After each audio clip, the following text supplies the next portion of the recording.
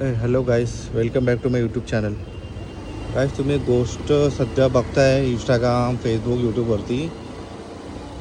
माझं पण आता राजकारणातून भरोसा उठला आहे. माझं मत गेले वाया. सगळे नेते मंडळी फुटायला लागले. पण आपल्या मताचं काय? आपल्या मताचा कोण विचार करत आहे का? तुम्हाला काय वाटतं? या पाठच्या टायमाला मी स्वतःहून म्हटलं आपला मराठी माणूस इलेक्शनला उभा आहे, तर म्हटलं वोटिंग करावं. पण त्या नेत्याने पण दगा दिला. तर आता इथून पुढे मी जेव्हा पण इलेक्शन येईल तेव्हा मी नोटावरती बटन दाबून माझं मत जाहीर करा. काय पाहता, शेवटी मूर्ख तर सामान्य माणूसच बनतो ना. त्याला काय अर्थ आहे का?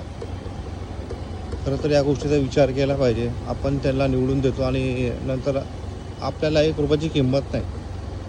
तो व्यक्ती आता डायरेक्ट 5 वर्षानंतर भेटेल. पण एवढं आहे, त्या व्यक्तीची काही इज्जत राहिली नाही, ज्यांनी हे असं कारनामे केले. तुम्हाला काय वाटतं गाईस?